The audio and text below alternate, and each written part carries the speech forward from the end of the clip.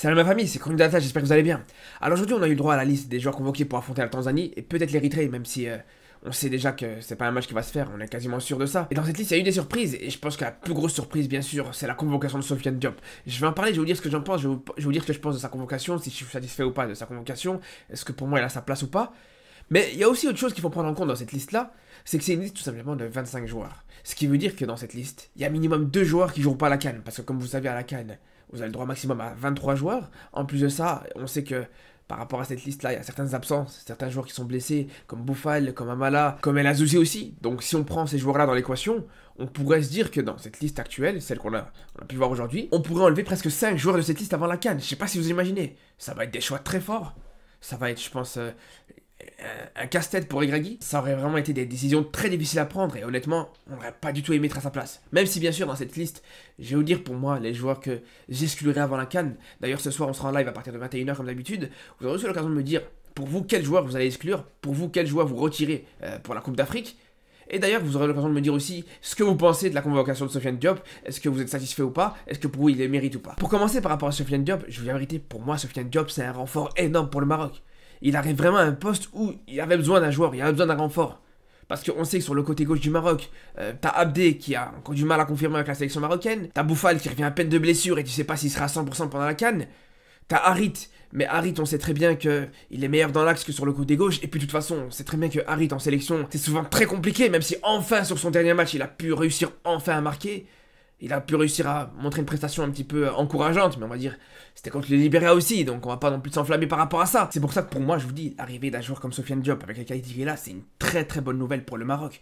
Alors il y en a beaucoup qui vont me dire, ouais non, mais t'es pour l'arrivée de Sofiane Diop, mais t'es contre l'arrivée de Brahim Diaz. Alors je pense que déjà la situation est différente. Parce que pour moi, déjà pour commencer, je pense que même si Brahim Diaz, intrinsèquement, est peut-être meilleur que Sofiane Diop, mais je pense malgré tout que Sofiane Diop a une meilleure marge de progression. Je pense pour moi que Sofiane Diop peut encore énormément progresser dans sa carrière. Et je dis pas juste parce qu'il a un an en moins que Brahim Diaz, mais surtout parce que Sofiane Diop, en allant dans un championnat un peu plus relevé comme la Première Ligue, comme la Liga, etc., il aura l'occasion justement de, comme je vous dis, franchir un cap, de s'améliorer encore plus. Mais surtout la différence pour moi entre Sofiane Diop et Brahim Diaz, c'est qu'il y en a un qui est moins opportuniste que l'autre. Parce qu'on sait très bien que si Brahim Diaz avait ne serait-ce qu'1% de chance de jouer avec la sélection espagnole, jamais de la vie tu pourrais compter sur lui avec le Maroc. Ça on le sait très bien. Alors peut-être que c'est la même chose pour Sofiane Diop avec l'équipe de France, c'est une possibilité. Peut-être qu'il a compris qu'il serait peut-être jamais convoqué en équipe de France, en tout cas chez les A, même si personnellement à sa place, j'aurais pas été convaincu de ça non plus. Parce qu'il a joué avec les jeunes de l'équipe de France. Parce que, comme je vous dis, il a encore une marge de progression. Tout à fait possible que quand il va franchir un cap, quand il va partir dans un championnat plus relevé, etc., que là, à ce moment-là, Deschamps, il pourrait tout à fait compter sur lui. Après, c'est vrai que le taux de probabilité est assez faible, mais je pense pas que c'est non plus impossible.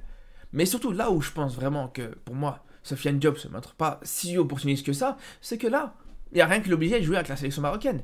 Il aurait tout à fait pu jouer avec la sélection sénégalaise. La particularité, justement, avec lui, c'est que c'est un joueur qui aurait pu jouer pour 3 sélections différentes. Donc aujourd'hui, quand il a écarté deux autres sélections pour jouer avec ton équipe nationale, moi je pense que tu peux l'accueillir. Tu peux l'accueillir à bras ouverts. Parce que pour le coup, avec la sélection sénégalaise, il aurait très bien pu avoir sa place. Ne serait-ce que dans les 23. Après, ce qui fait que personnellement, je préfère largement voir Sofiane Diop plutôt que Brahim Diaz avec la sélection marocaine. C'est un choix purement personnel, c'est purement subjectif. Et je sais qu'il y en a beaucoup qui vont pas être d'accord avec ça. Et c'est tout simplement par rapport au fait que Sofiane Diop, personnellement, je l'ai jamais vu avec une tranche de jambon en plein ramadan. Et ça vaut ce que ça vaut, mais c'est quelque chose qui fait la différence. Je suis désolé. Après, je sais qu'il y en a encore une fois qui seront pas d'accord avec ça, mais je vous l'ai dit, je vous l'ai toujours dit. Personnellement, quand il y a un joueur dans cette sélection marocaine qui est musulman, je me sens plus représenté par ce joueur-là. C'est purement subjectif. Je dis pas que je refuse catégoriquement de voir tout joueur qui est pas musulman. Si un joueur est pas musulman, mais qui se sent marocain, qui se comporte pas comme un opportuniste, qui répond directement à l'appel de la sélection, pour moi, il reste le bienvenu. Surtout si sportivement il est au niveau. Il n'y a pas de souci là-dessus. Donc bref, tout ça pour dire que bienvenue à Sofiane Diop. Pour moi, je vous le dis, il est vraiment le bienvenu. Je pense qu'il pourra apporter beaucoup. En plus de ça, il va commencer avec un match assez compliqué en Tanzanie. C'est pas un déplacement facile, etc. Mais ça n'empêche pas que voilà, je pense qu'il a un boulevard à son poste. Vraiment, il peut largement s'imposer sur le côté gauche de son attaque.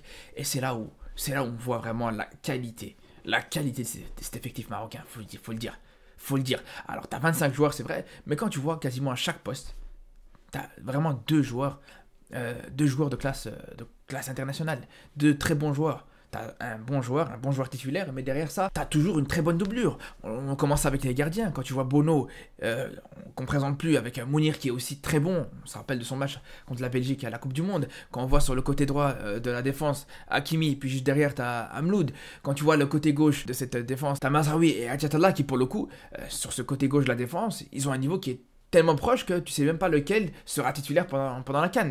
Ou en tout cas sur le côté gauche. Même si c'est vrai qu'il faut le dire que Hadjatalla sur le dernier rassemblement, c'était pas non plus exceptionnel. Mais bon, pareil pour la défense centrale. T'as deux joueurs qui ont fait une Coupe du Monde, et puis juste derrière t'as Abdelhamid qui pour moi vraiment c'est un joueur qui est incroyable, qui est exceptionnel. Je vous le dis, Abdelhamid, il serait titulaire dans 99% des équipes africaines aujourd'hui.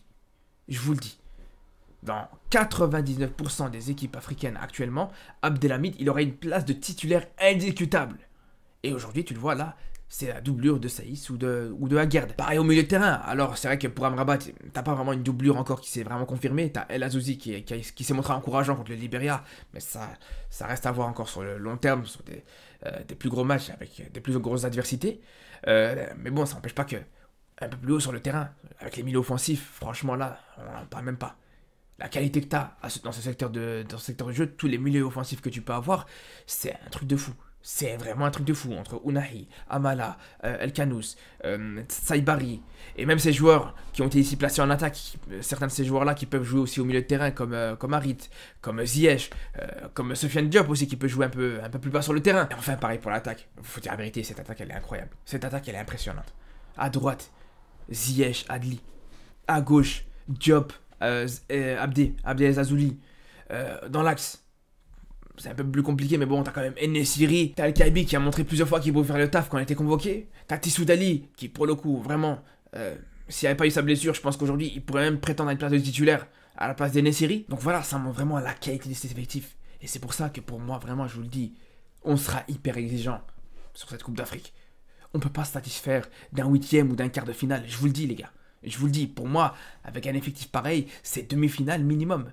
C'est demi-finale minimum. Alors on peut dire que on n'est pas le plus grand favori. C'est pour ça que si on va en finale et qu'on gagne pas, ou si on arrive en demi-finale, mais que on se fait éliminer, on va dire, même malgré tout, il y a la manière, ça peut se comprendre, ça peut s'entendre. Mais je vous le dis, ça n'empêche pas que pour moi, voilà, le Maroc est attendu. Le Maroc doit arriver en demi-finale. Alors c'est vrai que, on va pas se mentir, dans le discours de Regragui aujourd'hui, on voit qu'il y a eu une certaine forme de marche arrière. On voit qu'il a un petit peu refroidi tout ça, il a refroidi ses ardeurs, parce que c'est vrai qu'après la Coupe du Monde, il disait lui-même que s'il n'arrivait pas en demi-finale, il allait démissionner.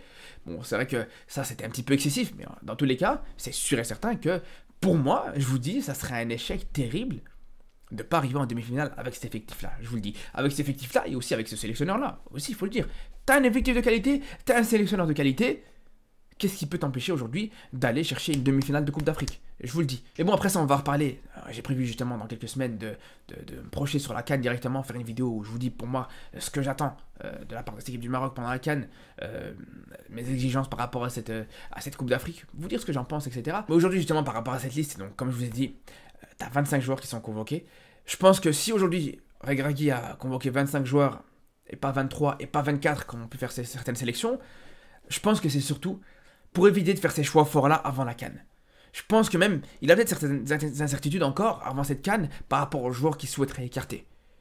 Et c'est pour ça que je pense qu'il veut essayer plusieurs de ces joueurs-là. Parce qu'à mon avis, lui-même, il n'est pas encore sûr et certain des joueurs qu'il va totalement écarter avant la Coupe d'Afrique. Donc je pense qu'il veut les voir. Je pense qu'il veut profiter justement du fait que tu n'auras pas le match contre l'Érythrée pour voir plus d'entraînement de la part de ces joueurs et les voir un peu plus s'entraîner avec l'équipe et voir ce qu'ils apportent, que ce soit dans le groupe ou même sur le terrain. Et comme je disais dans cette vidéo, aujourd'hui, Regragui devra écarter absolument 2 joueurs de cette liste avant la CAN, mais ça peut même aller jusqu'à 5 joueurs. Parce que imaginons, t'as Boufal qui revient.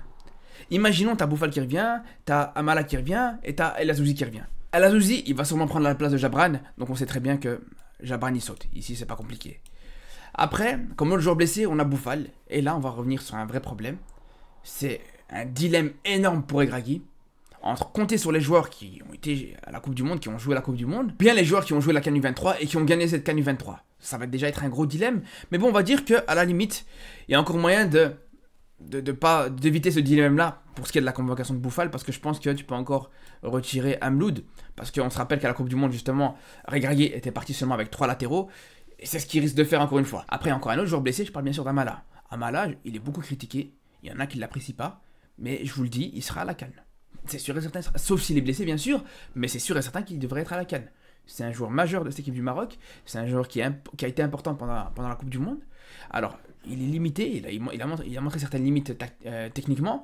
C'est vrai que des fois, il y a un petit peu de déchets dans son jeu, il a tendance à perdre beaucoup trop de ballons, mais il reste important. C'est pour ça que même s'il y a beaucoup de joueurs dans ce milieu de terrain qui sont meilleurs qu'Amala, comme El Kanous, comme Richardson, comme Saibari, même si ces joueurs-là sont intrinsèquement meilleurs, je pense dans tous les cas que Regragui a plus de chances de compter sur Amala que sur ces joueurs-là. C'est pour ça, on sait très bien que c'est impossible qu'il va se passer d'El Kanous. El Kanous, déjà on connaît son talent, en plus de ça, il fait les demi-finales avec l'équipe A, il gagne la CAN U23 avec les U23, donc c'est celui qui pourrait avoir le moins de chances d'être écarté.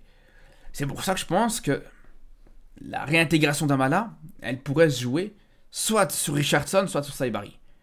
Et pour moi, je pense que c'est plus Richardson qui va faire les frais. Parce que déjà, si on se fie à leur qualité, pour moi, Saibari c'est au-dessus. Si on se fie à leurs quelques minutes qu'ils ont joué avec l'équipe nationale, notamment avec l'entrée de Saibari contre le Libéria, pour moi déjà, Saibari a gagné plus de points que Richardson pour l'instant. Après là, je vous l'accorde qu'on commence à rentrer sur un choix très fort. Parce que, encore, Gebran et Amloud, c'était pas très compliqué. Mais ici, là, tu te passes d'un joueur avec un plus gros potentiel, un plus gros talent, etc. Mais dites-vous, là, on a fait déjà un choix très fort, mais on n'a même pas encore commencé à faire le tri. Parce que là, on a juste réintégré, on va dire, les joueurs blessés qui vont réintégrer ce groupe des 23 pour le coup. Donc là, au final, si vous suivez, on a retiré 3 joueurs pour en remettre 3. On a retiré donc Gebran, Amloud et Richardson pour mettre Boufal, El Azouzi et Amala. Donc on est toujours à 25 joueurs, et il y a encore 2 joueurs à retirer. On se rend compte, quand je vous disais, il y a quelques semaines d'ici, que la CAF a vraiment pris une décision vraiment injuste, en dernière minute comme ça, de limiter les joueurs à 23 joueurs, c'est là où on se rend compte à quel point ça peut vraiment être un problème. Parce que là, vraiment, dans les 2 autres joueurs que tu pourrais retirer, ça va être très compliqué à faire un choix. Parce que déjà, je pense qu'au poste de gardien de but, je pense que tu es obligé de faire une compétition avec 3 gardiens, c'est pas possible autrement. En défense, bon, tu es déjà avec seulement 3 latéraux et 4 défenseurs centraux, c'est très compliqué de faire encore du tri en défense. Donc c'est pour ça que je pense que les 2 autres joueurs qui seront écartés, c'est encore des joueurs, soit c'est encore un milieu de terrain et encore un attaquant. Et je pense qu'aujourd'hui, ça va être très compliqué de se prononcer parce que il y a encore justement le match contre la Tanzanie, il y a encore, on va dire, un mois et demi de compétition de la part de tous ces joueurs-là. Si ça se trouve, c'est possible aussi, et on ne le souhaite pas bien sûr, mais qu'il y aura des joueurs blessés, donc on ne sait pas encore comment ça va se positionner. Donc même si je vous donne encore 2 noms à écarter, je sais que dans quelques semaines, je vais sûrement changer d'avis, c'est tout à fait possible. D'ailleurs, c'est tout à fait possible que, je vous le dis, à l'heure actuelle, si je dois écarter un nom, je peux même partir sur Ounahi. Ounahi qui pour l'instant est décevant, Ounahi qui pour l'instant sort sur un très mauvais mois d'octobre, en plus de ça, qui se blesse bêtement apparemment chez lui à la maison, mais bon, c'est encore une fois, c'est encore un autre débat, on sait vraiment pas comment il s'est blessé réellement. Mais bon, bref, on va pas revenir là-dessus. Après, pour le dernier joueur à retirer, je vous dis, là, c'est impossible. Là, vraiment, pour définir, c'est quasiment impossible. Parce que t'as les 2 nouveaux, donc Adli et Diop. Je pense que si t'as fait en sorte de les faire venir, ben, c'est bien sûr que pour les faire jouer la CAN. Ça sert à rien de te ramener Diop un mois avant la CAN pour que juste après, un mois plus tard, ben, tu l'écartes, tu lui dis, bon, c'est bien gentil, mais on va se passer de toi. Pareil pour Boufal, on sait très bien qu'il va réintégrer le groupe, donc il participera sûrement à la Coupe d'Afrique. Il y en a peut-être certains qui sont en ballottage défavorable, comme Abdé, qui est déçoit en sélection, comme Harit pour le coup, qui, même si son dernier match, comme je vous disais, c'était pas mauvais, mais que là, pour le coup, mais dans l'ensemble, quand on sait que toutes ces sélections sont souvent décevantes, on sait que ça pourrait être compliqué. C'est pour ça, je vous le dis, cette trêve internationale sera très décisive pour ces joueurs-là. Vraiment, ça va être un Koh-Lanta cette trêve internationale, faut le savoir. Mais bon, donc voilà, aujourd'hui je me prononce sur 3 joueurs. Dans quelques semaines, on y reviendra. Vraiment, quand on aura tous les éléments à notre disposition, j'y reviendrai et je me prononcerai sur les 5 joueurs qui, pour moi, devront être retirés de cette dernière liste avant la CAN. Après vous, si vous avez déjà votre idée définitive sur la question, n'hésitez pas à me le donner. Honnêtement, je vais écouter ça avec beaucoup d'attention, ça m'intéresse beaucoup. De toute façon, comme je vous dis, on aura l'occasion d'en parler ce soir à partir de 21h sur Twitch. Et n'hésitez pas aussi de m'en faire part sur les commentaires. J'aurai peut-être l'occasion de revenir sur les commentaires dans le live de ce soir. En tout cas, voilà, on se retrouve très bientôt pour reparler de l'équipe du Maroc avant le match contre les Libéria, bien sûr. On se dit à très vite, et surtout d'ici là, prenez soin de vous.